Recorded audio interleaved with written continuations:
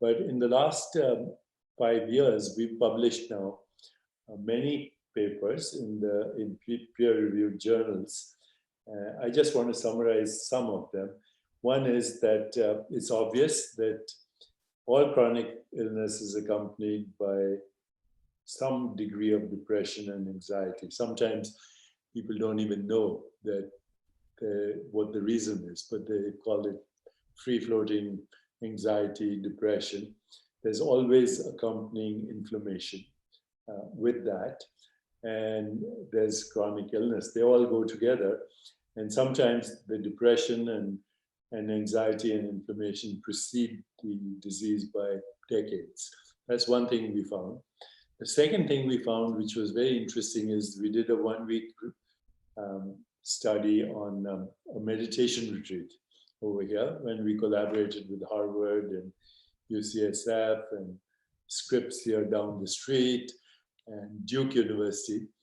And in 1 week of this meditation, yoga, controlled breathing environment, we saw an increase in all the genetic activity that was associated with self-regulation, healing, or homeostasis.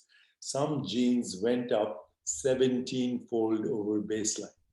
The level of telomerase, the enzyme that controls our genetic clock, went up by 40%. Our collaborator was Elizabeth Blackburn, who won the Nobel Prize for discovering telomerase. She went on to write a book called The Telomere Effect, and many other people have now replicated these kinds of findings. Genes that cause self-regulation go up, and genes that cause inflammation or are associated with Alzheimer's, heart disease, cancer, autoimmune illness go down. One of our researchers was a very well-known scientist from Mount Sinai in New York, and he presented this data at a conference. And it was pretty wild, the data, when it was first presented. Somebody asked Dr. Shah, his name, Eric, said, Dr. Shah, do you meditate? Do you do any of these practices? He said, no. Are you planning to? He said, no.